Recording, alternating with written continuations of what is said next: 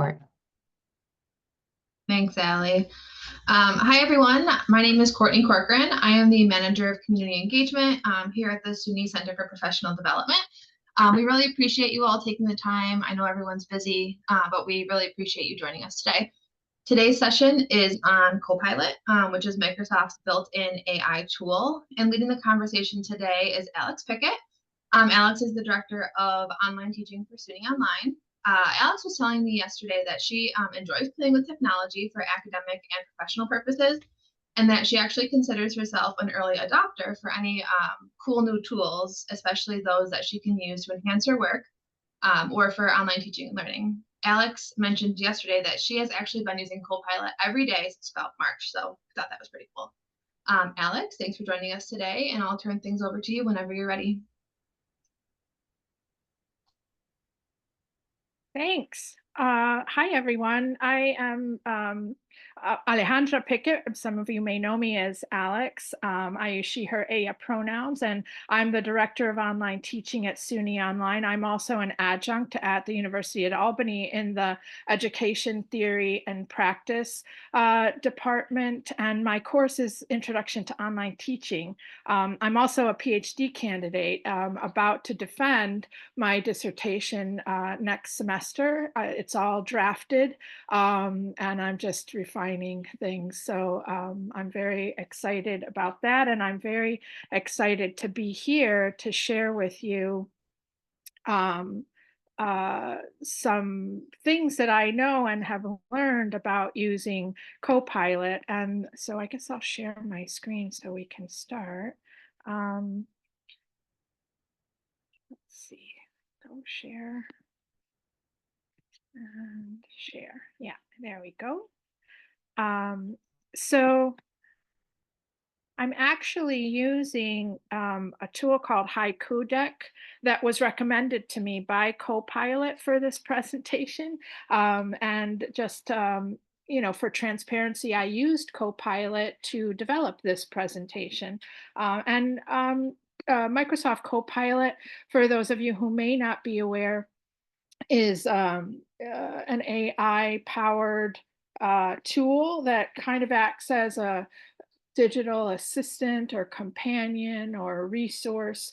And it uses OpenAI's ChatGPT-4 model, and it provides a conversational chat interface that lets you search for specific information, generate text and create images based on text prompts. It can help you improve your productivity, save time, and support your work. And also, I mean, not only work, but also really it can enhance multiple aspects of your reality, just like whenever you need a question, you might ask Alexa, or you might ask Siri, or you might ask Google. It's similar in that regard. All right, let's see.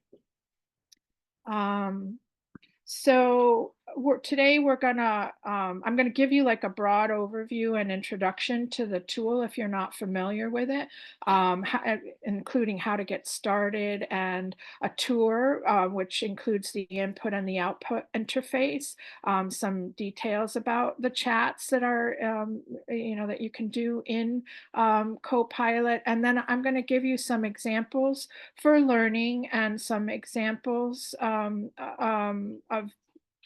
best practices.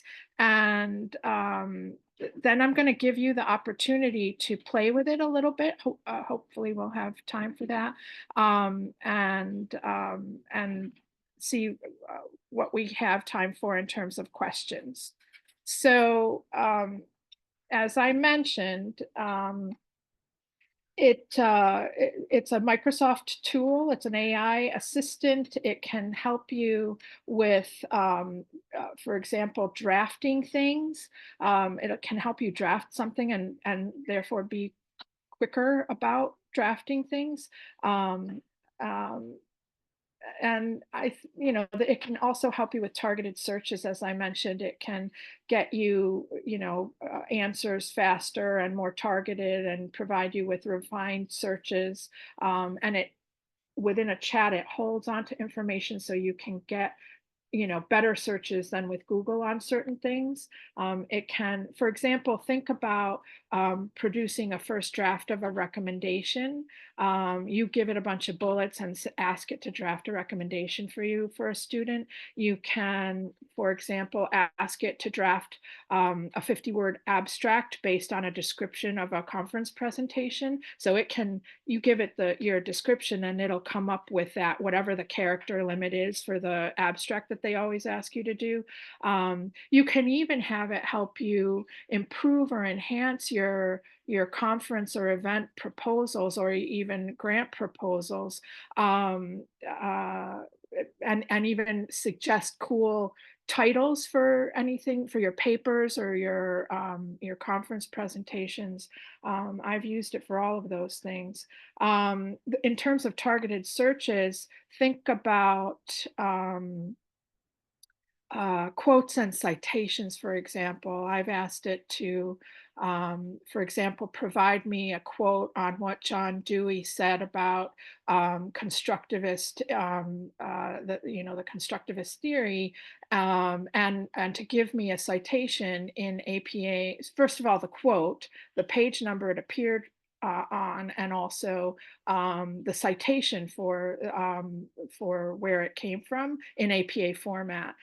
So you can ask it to do very detailed and specific things and to give you information very quickly. Now, with that kind of a prompt, when it gives me the response, I would go and look that up and confirm that the quote is actually there and confirm that it's on the page number it told me and confirm the citation. But it quickly can scan, as many Dewey works as it can have access to and find me cool, relevant quotes, and get me there more quickly than if I had to, manually look that up. So the other thing to know is that the more that you use it, the better that it gets at predicting and getting to the responses that will meet whatever it is that you're looking for, whatever your needs might be. All right, let's go to the tour. So here, Ali, if you would put the link in the chat to CoPilot. So in order to access it, you would go to copilot.microsoft.com. And if your organization or institution uses Microsoft products, you automatically have access to this. So you would sign in with your SUNY work email address or with your organizational or institutional email address if you're not from SUNY, and you'll get right in. So the first key interface item, let me just actually go over to CoPilot. And I'm going to go to a blank CoPilot. So the first key interface element is the input field. And let me just give you an orientation to what you'll see on this page. And depending on if you are, different SUNYs may have different implementations of CoPilot. I'm at System Admin. And so this is the interface that we have for sysadmin. So yours might have access to some different features. It might have some different limits and we'll talk about that in a second, but this is basically what the interface looks like when you log in. And over here, there's a little gear box which will show you, some settings that you can modify. And then you also can look under your profile and view your account. And this is also where you can input some of your preferences and check or change any of your settings. And there's a few of them. So you want to take a look and explore that at some point to see, what the system has in terms of of tracking for you. So your organization or SUNY institution will have an implementation of this in their system, and then these are connected. Your CoPilot settings are connected. Your account is connected to your organization and to that Microsoft environment, and so that's where this is coming from, and that is informing your Microsoft CoPilot environment. So, all right, let me see here. So the input field is down here and it says, ask me anything you can see. Um, this is where you type your questions or your instructions, and it and understands natural language. If you've used any AI, web AI before, like ChatGPT or Pi or any of the, there's millions of tools out there now. You know, this is the input box, and this is where you put your prompts. So you can, you know, it understands natural language, so you can just talk to it. You can ask questions or give commands, and like I said, just talk to it like you would talk to a person. So, for example, things that I do often, I'll put something in there and I'll say, "Fix this," or I'll be more specific and say, "Fix the punctuation or grammar of this," and then I'll put the text in there. Or I'll say, "Remove any redundancy from this paragraph or this whatever."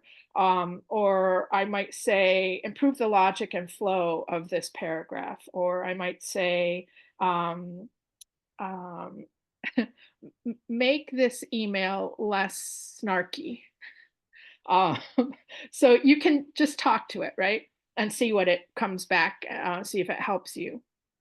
The little boxes that appear on the Copilot page before you initiate a chat, these are prompts to help guide you on what you can ask or do with Copilot to make it easier to get started. So you can just click on any one of these and see what it tells you. You can attach a file. There's a little attach clip down here. So you could attach a file to a Copilot for various tasks. It will support Microsoft Word, Doc and DocX files, PDFs, TXT files, MD files. Each file can be up to 10 megabytes for licensed users. And the total daily upload limit is 2 gigabytes. And you can ask it to summarize or explain or expand or give you the themes of something you attach. You can ask it to translate something. You can ask it to fact check the content.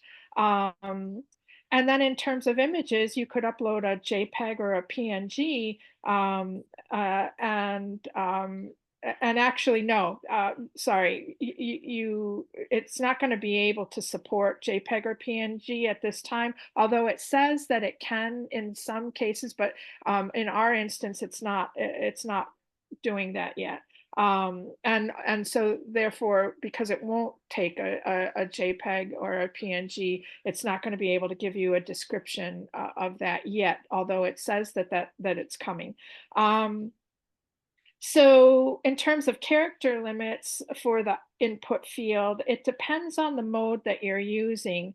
And Copilot has three different modes: creative, precise, and balanced. And in some interfaces, you'll actually see those options and be able to select between those options. In this instance, they don't have that enabled, but it's still in there. For the creative and the precise modes, it'll allow up to 1,600 characters. And in the balance mode, it's 4,000 characters. And I'll talk a little bit more about those modes in a second. The response limit indicator, and you can see that down here, it says 0 of 1,600. Um, that those are the number of characters that you are using whenever you type anything in there. It'll sort of give you like a countdown of the characters that you're using. In my instance, I have access to 1,600. Some people, when you look at this, it may say 8,000. So it depends on how it's been implemented at your institution. Once you get some responses, it will tell you how many you have used, and the total number of responses within a single chat is 30. And so it'll actually tell you, and I'll show you that in a second, it'll tell you how many responses you have for a certain chat. So for example, if it said 19 out of 30, that means that you've already used 19 of the responses within a single chat out of your maximum of 30. And once you reach that limit, it'll stop responding. It'll say you have to start a new chat. When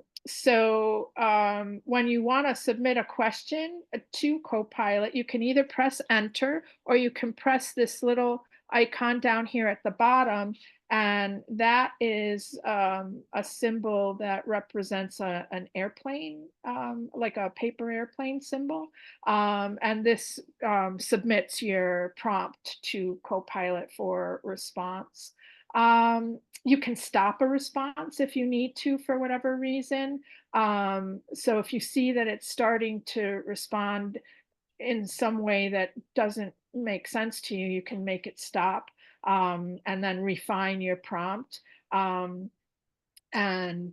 or if it seems like it's taking too long for some reason, which if you use this regularly may happen, you can just stop it and either start up a new chat or refine your prompt to be clearer. Sometimes it reaches certain limits and hangs, and so you want to you have the ability to stop the chat, in other words. All right, so let me go to the next interface. Oh, here, new chat. So let me actually go to uh, here. So for the output interface, once you've submitted a question, and here I have something set up for this presentation to kind of demonstrate, I asked it to describe the solar system. So that was my prompt, and this was the response that it gave me.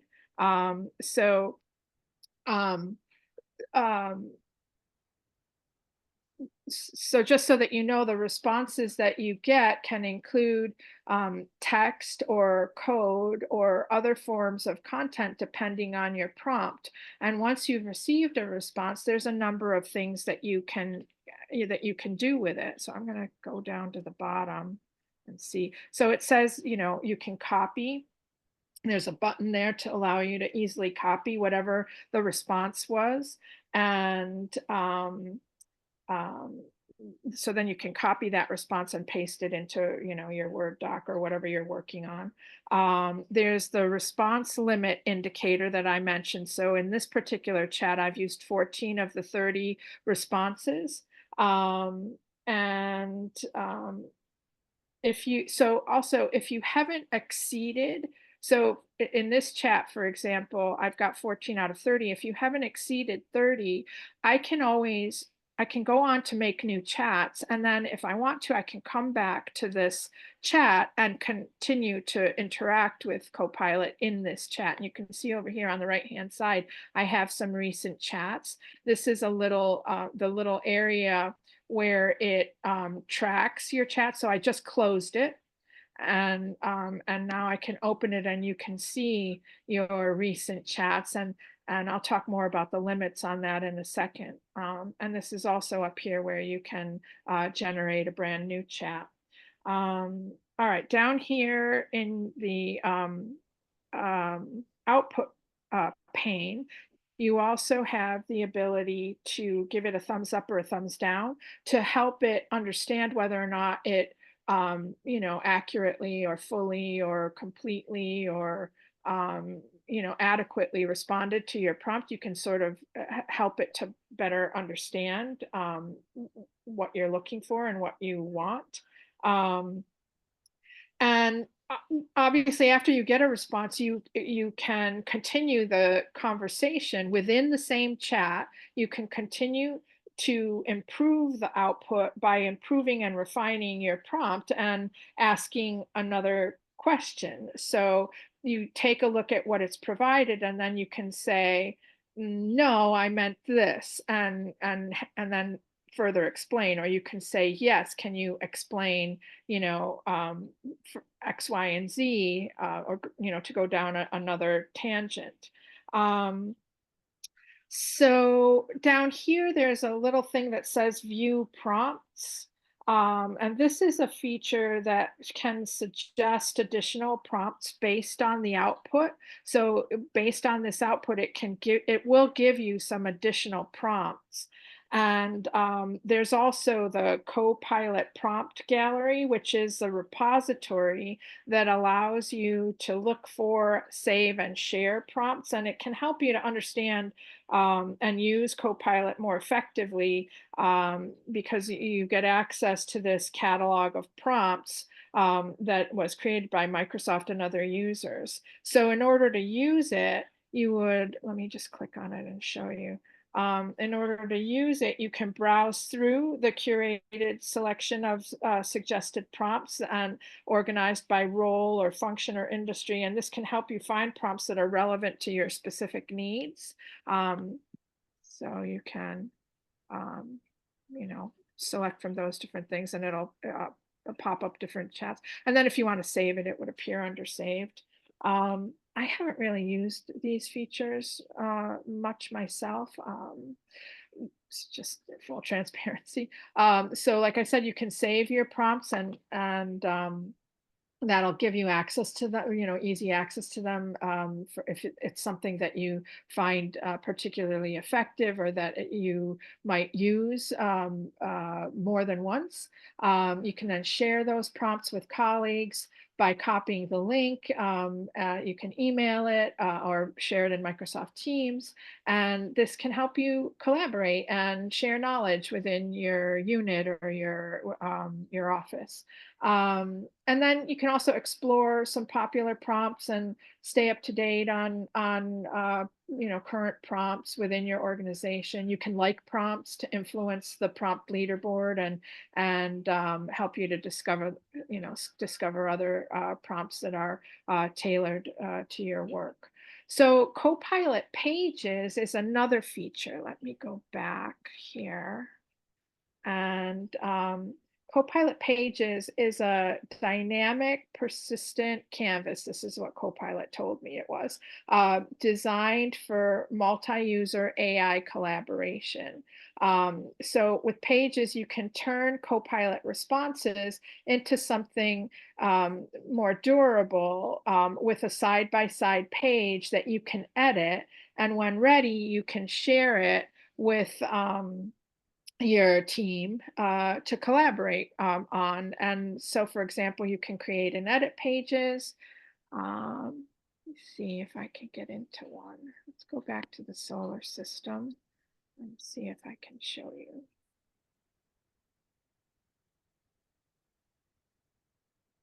So you can create and edit pages. And you can, like I said, share it and collaborate. Let's see how I can get into the pages part.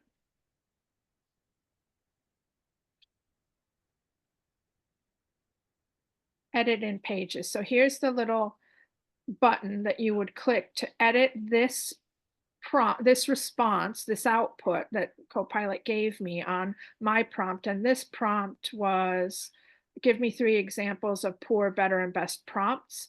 And so I want to edit this in pages. So you would click on this, and it's going to bring up a page. And then so it drafted this for me. So I can, when it creates the page, I can edit it right here. Um, and then, as I said, it can allow you to share and collaborate on this page that you created. And then you can always return to access your page anytime by clicking on the link in the chat where you first created the page, or by opening the Pages tab in Microsoft 365. So this actually generates a document that you'll be able to find in your Microsoft area. I find it in OneDrive in the Microsoft environment. All right, so let me go on to this new chat button. So you would use the new chat button to start a new chat, obviously, and when you want to begin a fresh topic or a task without continuing the previous conversation. So what happens if you don't do that is that it's looking at the current chat, and you may ask it a question that's unrelated to the current chat, and it may try to incorporate the current chat into its response. Unless you tell it not to, you can actually say, don't do that. But, you may want to, or I would recommend that you create a new chat if it's going to be a topic that is not related to your current chat.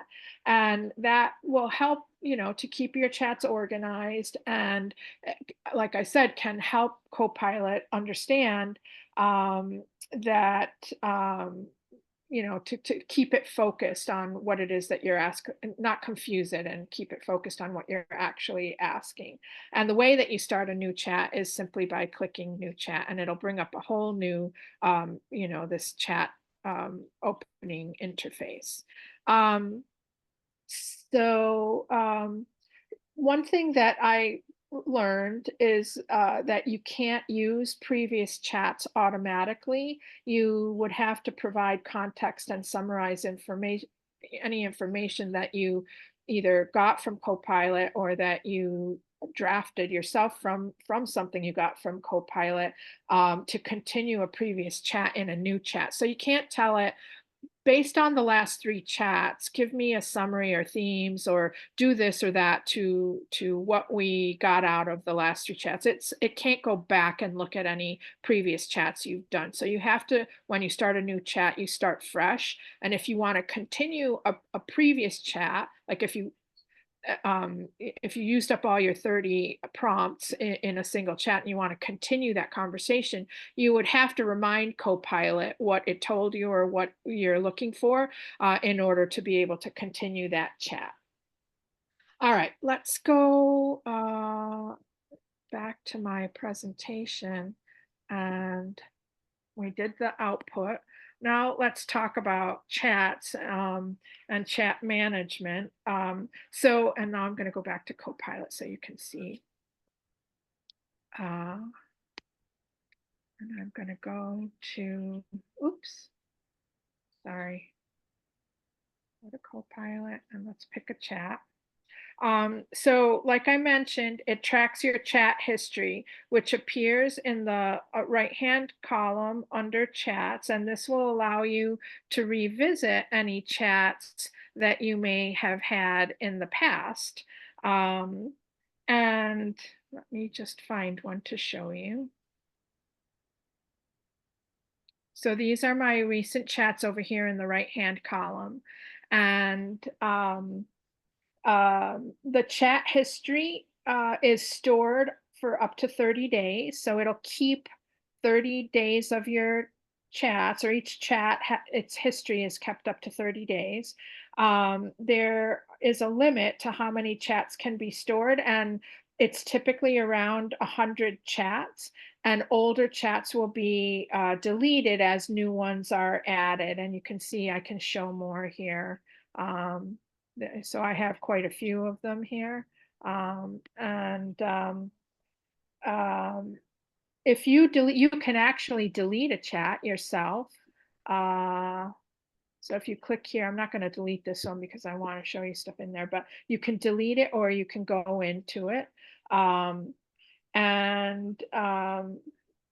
there may be other chats that are in there, but there's no feature that will allow you to view chats that are not visible in your list. So look at your list, and those are the ones that you're going to be able to access, whatever is on this list. The way that you reveal it and close it is with this little panel button. That's how you go and look at any previous chats, and then the show more and show less will help you to see what all the chats are that have been saved. And again, remember that each chat is stored for up to 30 days. So I had mentioned earlier that Copilot has modes. Um, so in our version, as I mentioned, it doesn't appear to have the mode selector, but if you open it up and you see the modes that say creative, precise, and balanced, you'll be able to give Copilot the indication by using those buttons of what type of response you're looking for. Are you looking for a creative response? Are you looking for a precise response or a balanced response? So because I don't have it's in there, even though you don't this instance doesn't have that feature available, it's still there. And so if I wanted a creative response, I would use a prompt like, write a short story about, or write some lyrics or a poem about, and then that would invoke the creative response. For a precise response, the prompt that you would use would be something like summarize, right? Summarize the key points of, and then if I had uploaded a paper, it would summarize the key points in a precise manner of whatever that content of that paper was. For a balanced response, I would use explain the concept of transactional distance, for example, and it will give me sort of a balance between creative and precise. So there are some character limits related to modes. In the creative mode, it's up to 8,000 characters. In the precise mode, it's also 8,000 characters. In the balanced mode, it's 4,000 characters. So just keep that in mind when you're requesting um, um, responses based on how you phrase your prompt. It's going to have some limitations based on those modes. You can see when you look at my input field here that I have a limit of 1,600 characters. I'm not sure if I mentioned this already, but in our subscription or in our instance, we have 1,600 characters available in the creative and precise modes.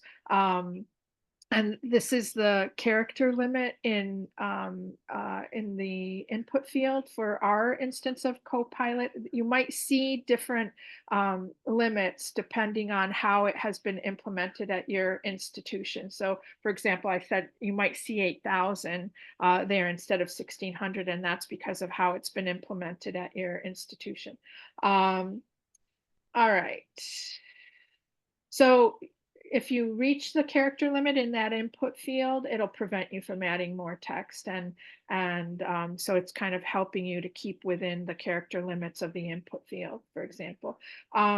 Another thing that I have experienced is if you exceed your output limits, the response could be truncated, will likely be truncated, and meaning that it's going to cut off at the character limit. So if you come across that, you'll notice, in terms of the flow of whatever it's produced for you, that it will give you an incomplete answer. It'll appear that there is something missing, or it might hang and not provide you a response.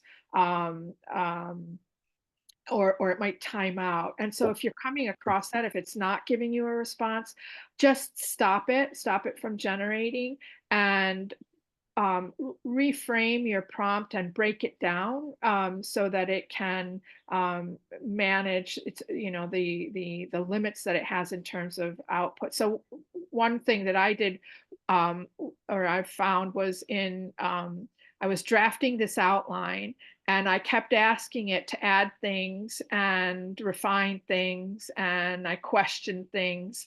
And at one point or another, the outline must have exceeded the limits, and so it hung. It stopped giving me an answer, or it tried to, and then I could see it generating the response and coming up with a fresh version of the outline, but then it would hang. It would stop. And then it said that it timed out or something like that. And then after doing that a couple of times, I realized I must have reached some sort of character limit. So I said, don't give me the full outline, just give me the refinement, or add this and tell me what section it should go in. So I just worked around the character limits. So, like I said, to avoid these kinds of issues from exceeding character limits in both the input and the output, just if you come across that, just break down your prompts into smaller parts. And then you can also focus in or prioritize whatever key information it is that you're looking for. So instead of regenerating the entire outline, just say, focus on, give me this particular section. And then you can also always ask some follow-up questions to get additional information, and just tell it not to redo the entire thing, just to give you that specific information. All right, so the next thing that I want to uh, give you is some examples. So I'm going to go back to Copilot and back to the chat that I prepared for this presentation. I didn't want to do this live because I wanted to make sure that it would work. So what I did was I had all of my examples. I put them all in here, and then I'm just going to show you, what the input was and what the output was. Um, so you can generate like a wide variety of content using Copilot. So one of the types would be some informative content, and that's what this was meant to illustrate. So my prompt was describe our solar system, and that was a simple open prompt with not anything specific in there. I could have said things, I could have put much more into the prompt, but I just did this to illustrate this is what I would get with this sort of open and general prompt. So it's telling me about our solar system, the sun, the planets, the dwarf planets, the moons, asteroids, whatever the Kuiper belt and Oort cloud is, and how it was formed. And it's telling me, if you can see in this prompt, after each element, there's a little number. And this is where it got the information from. So if you're interested or question any one of the things that it gives you, you can click on that essentially citation and go look for further information or question the source, right? You might want to rely more on NASA here than on Wikipedia, for example. And you can, it'll tell you what the sources are down here at the bottom with specific links right to that. And then you can also see that it's asking me a question after it produced that response. Is there anything specific or any aspect of the solar system you're particularly interested in? And so then, it's kind of prompting conversation around whatever my original prompt was.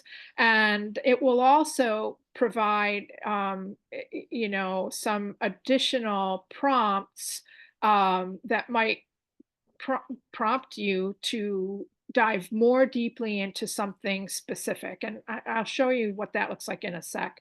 Um, Another type of content that it can generate is instructional content. So, for example, I asked it, provide a recipe for a gluten-free chocolate cake for my friend Erin. And so here's a recipe and the instructions. And then obviously you can, copy this, or you can ask additional questions. You might say, I want to substitute this for that, or I don't have any powdered sugar. What can I use as an alternative? You can continue this conversation and ask it for additional information and questions. The other kind of content is more creative content. So I asked it to generate a short poem about SUNY.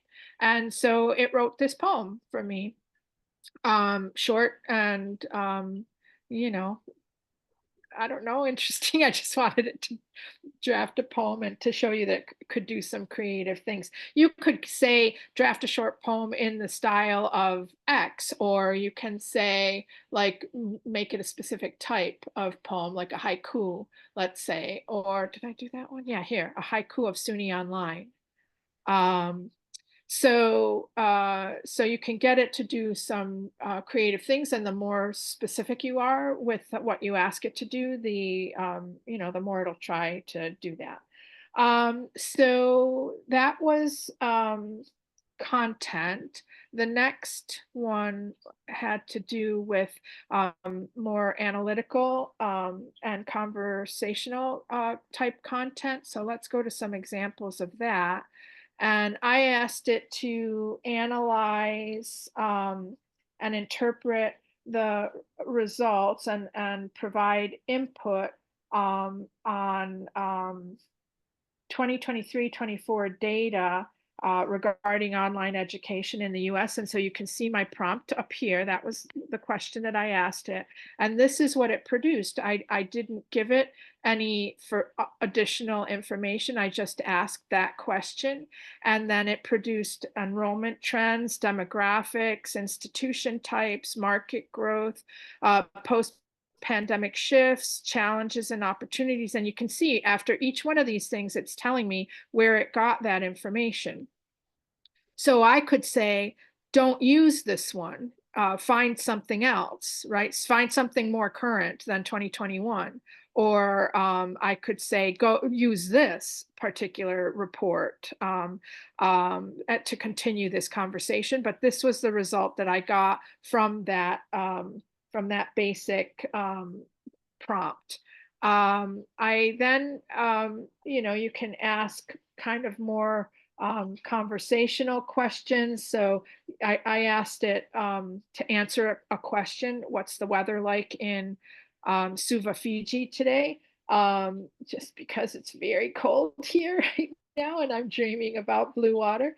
You can also engage in an interactive dialogue. After you ask it a question, you can interact with it and say, what's the most popular destination in Fiji, or what are some great hotels or things to do and see in Fiji. So you can continue the conversation once it's given you the prompt, and kind of converse with it.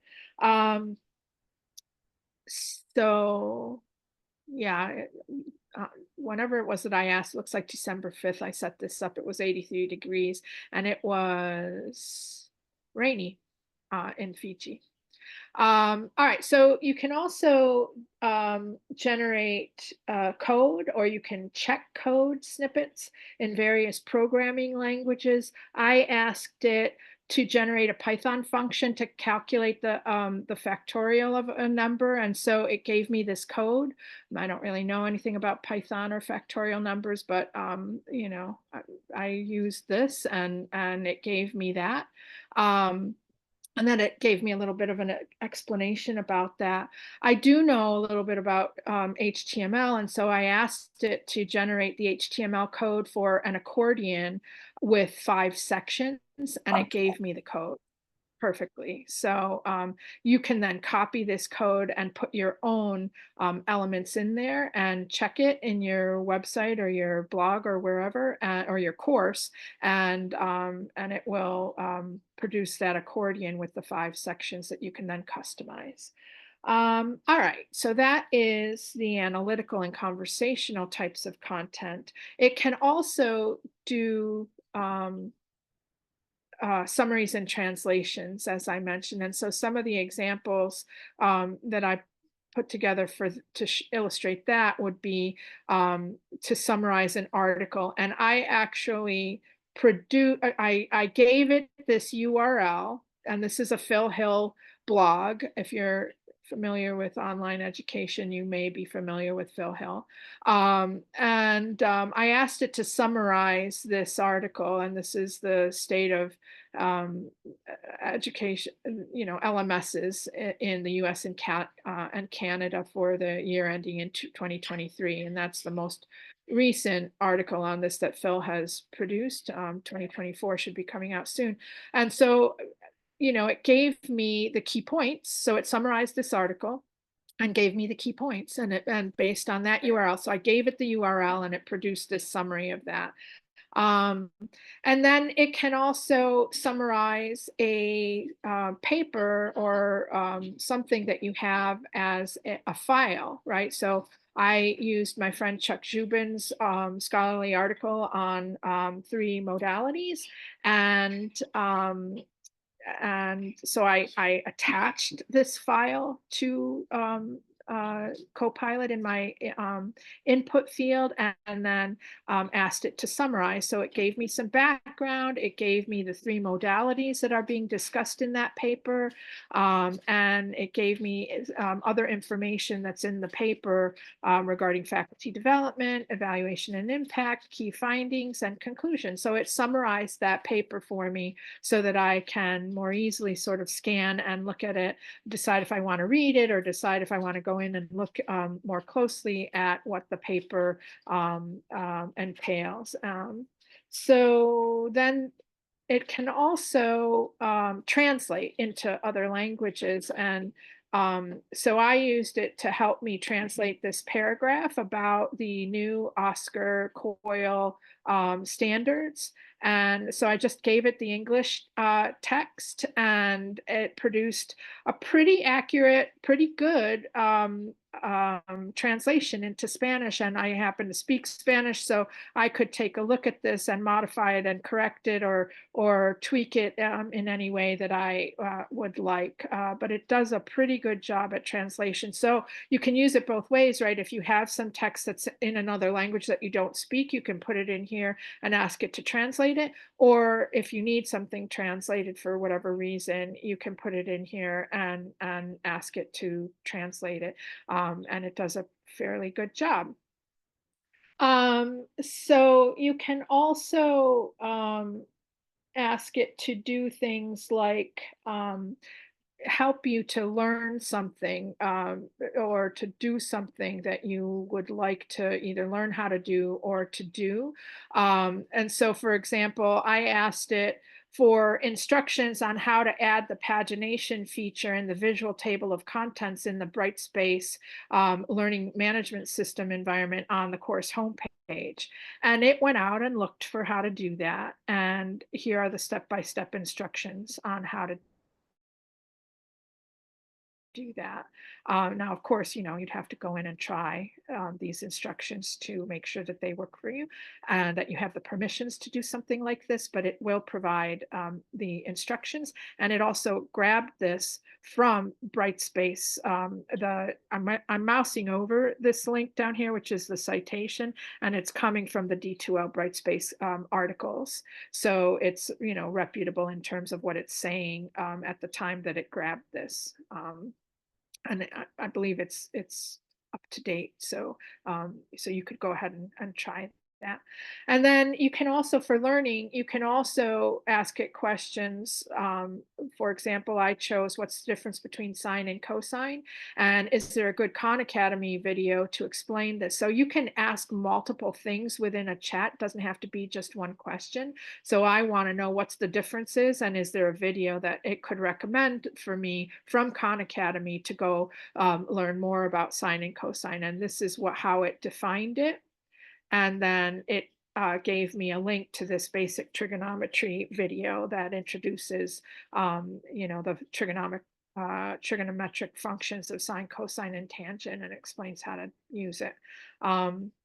So, so yeah, those are the things that you can use it for in terms of summaries, translation, and then for learning. So let me go back to my presentation, and I want to talk about some best practices. To get the most out of CoPilot, you want to provide context, and the more contextually rich your input or your prompt is, the better the output will be. You want to use relevant information and data and provide CoPilot with detailed and specific information. They call it prompt engineering, which is how you design the question that you're asking. And so you want to be specific, provide or ask for examples, be conversational, and experiment with prompts. And then refine your prompts to improve what you get from it in terms of, the response that you're looking for or accuracy or whatever. You want to trust what it tells you, but you also want to verify the output to ensure it meets your, what it is that you're looking for, and your needs, or the accuracy, or whatever. I always check to make sure. I don't assume that it's correct because it does make mistakes sometimes. So you want to verify, and then just play around and explore the features. It's developing. This is a developing, evolving technology, and new features are always being added. It's very different today than it was back in March when I started using it, and so you just want to play with it and continue to use it to see how it evolves over time, and just keep it in mind that in general generative AI technology is evolving, and it really is at the beginning stages, and so just keep that in mind. I wanted to show you the prompt that I created for good, better, and best. Um, uh, the prompt. So to learn more about prompt engineering, if you give a very basic prompt like dog sit, it's going to give you not too good of a response if what you're looking for is how to train a dog to sit. You have to give it more information. Dog sit is just too vague, and it lacks context, and it doesn't really explain. It doesn't have enough information to give you like instructions on how to train a dog to sit. um, um, Let me just look at my chats because I have a better one here. um, how to train a dog. So um, so I asked ChatGPT to give me three prompts and an explanation of why it was either good or not great. So how do I train my dog to sit is better, but it's still pretty vague and needs a little bit more information. Its response would be to train your dog to sit, use a treat to guide their nose up and back, and say sit, and reward them when they sit. So that's a pretty good explanation. But what I want was something more specific. So it's telling me the best prompt would be, um, so the difference between how do I train my dog to sit and can you provide step-by-step instructions on how to train a dog to sit using positive reinforcement techniques will give me this response. So it gives me step-by-step things, and just a much more detailed approach to training a dog to sit. So let me go back to my uh, presentation here. So some things that you shouldn't ask um, Copilot would be, you shouldn't ask it for personal data, financial details, or any kind of sensitive information. It's designed to respect privacy, and it can't access or process any personal data. And it'll tell you if it can't or won't do something. You want to avoid, it's not a substitute for professional advice. So, you want to avoid asking it for any medical, legal, or financial advice. You want to always consult qualified professionals for that kind of information. Um, don't ask Pilot to generate or engage in content that might be harmful, offensive, or inappropriate for anyone, including hate speech or violence or any kind of form of discrimination. That seems logical, but you shouldn't do that. And you don't want to ask it to do anything that could assist or provide information on illegal things. So that might include things like hacking or piracy or any other kinds of unlawful actions. Um, you want to, as I've mentioned, always verify the information that Copilot provides, um, especially if it's critical or sensitive or timely.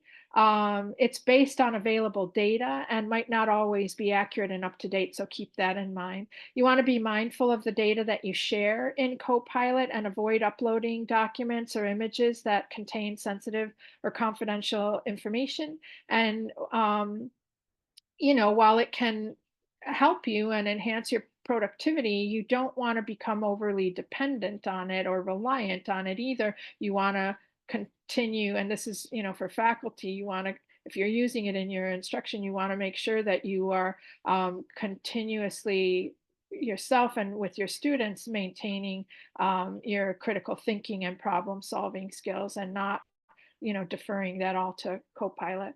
Um, and then also be prepared for technical glitches and inaccuracies, have backup plans if you are relying on it for something. Um, um, some additional safety and privacy considerations would be that Copilot accesses content and context that you provide. It doesn't have access to organizational resources or content unless explicitly granted. Um, Copilot uses encryption and other security measures to protect your data and your content from unauthorized access or use. Chat data is sent to and from Copilot is encrypted in transit and at rest during the chat session. Um, Microsoft doesn't retain any of your prompts or responses that come from you when using it. The prompts and responses are maintained for a short while during a caching period for runtime purposes, but your organization may have retention policies even in deleted text. So keep that in mind. Um, Copilot allows you to manage your privacy settings and your preferences. And so, for example, you can delete your chat history and opt out of some personalized suggestions. It's compliant with existing privacy, security, and compliance commitments that are, related to Microsoft 365. And a general security best practice is to regularly update your software, use strong and unique passwords for all of your online activities. So we're almost out of time, and what I want you to do is to go to that website. And Ali, if you could put the URL in the chat, to go to that website and to ask it something.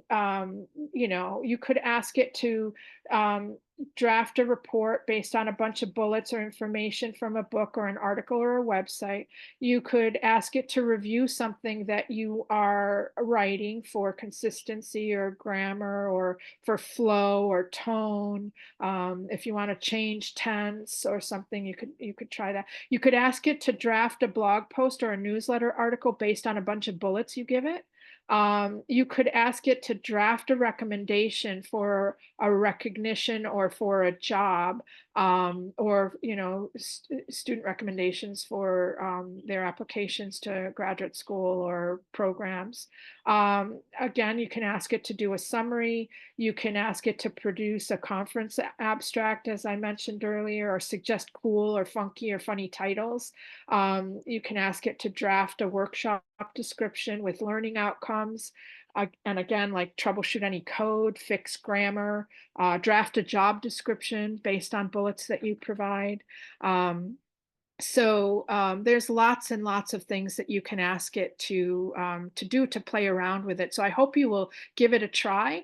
And then we're at the hours, but if there are any questions, I would love to hear what you think. And just to know, I use like was said at the beginning, I use CoPilot every day. I use it for all of the things that I described. These come from my personal experiences with it, and it really is limited to what I know about CoPilot. I'm not an expert. I just use it, and I've been using it for a while. Um, and I think that it can improve. It improves my productivity, let's say, and it saves me time, and it supports my learning in my work. And I find it to be a very powerful tool that has transformed and made me more effective and productive in my job. I have been able to save tons of time by having it help me draft things that used to take me half a day or even a day to draft. Now I can do much more quickly, and so I feel much more effective and productive. I think the key to using it is to understand its capabilities and its limitations, and then to integrate it into your workflow in a variety of ways where it can provide you with some benefits. And I think final word is that it's a tool to assist, not replace your own intelligence and your own creativity. So thank you. And I, um, if we have time, I can take any questions.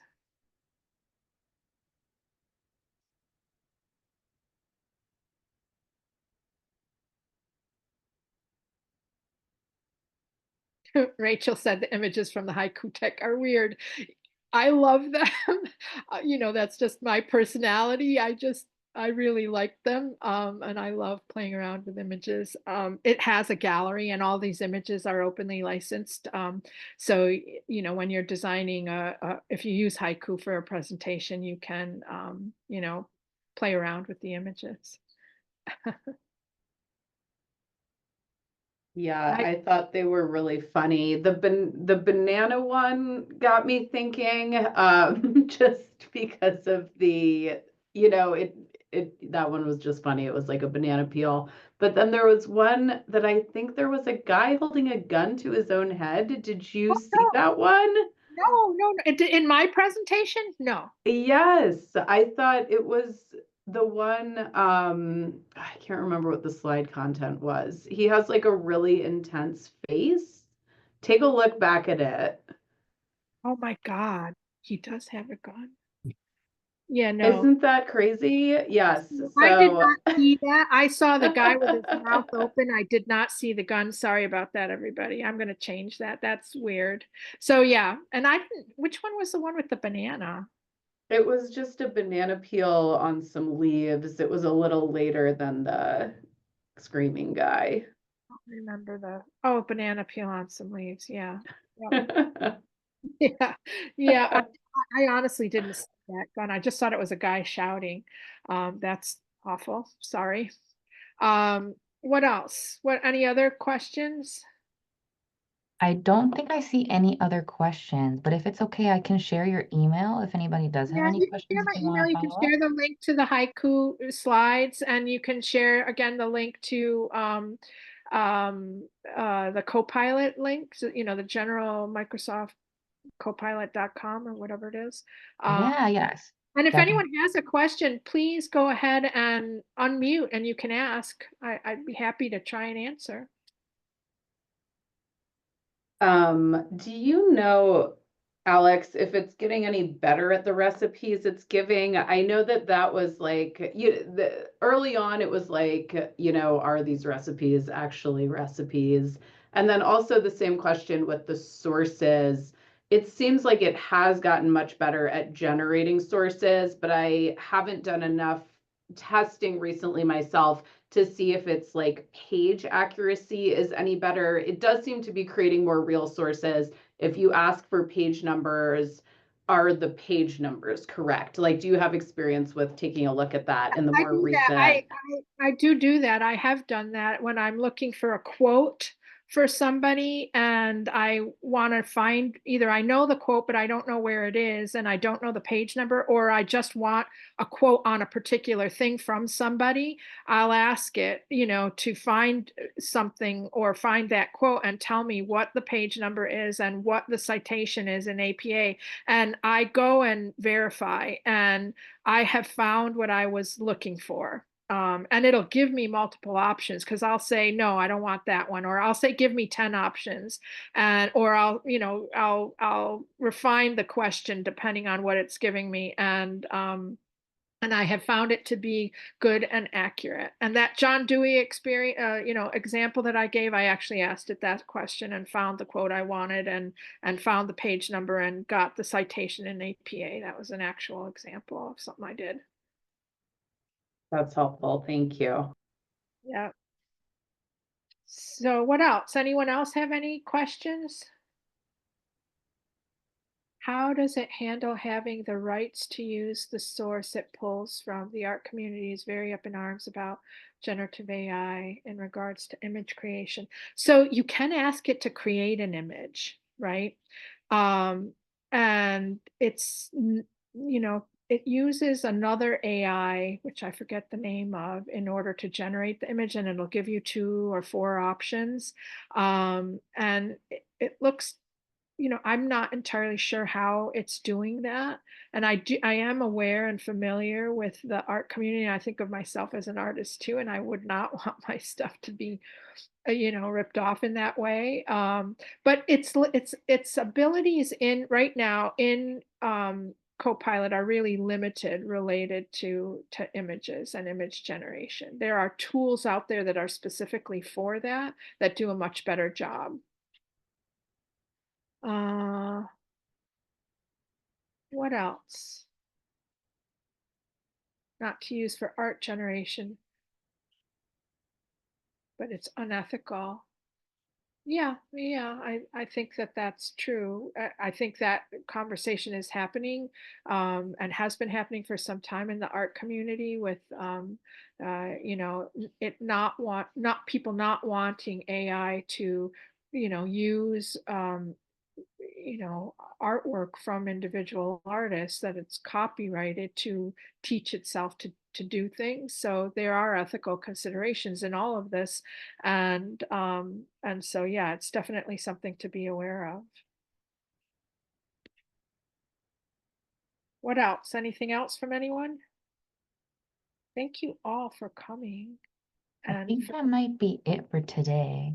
Yeah. Thank you so much, Alex. I really appreciate your time. Thank you everyone for coming. This was like a really great, I really learned a lot personally, so thank you so much.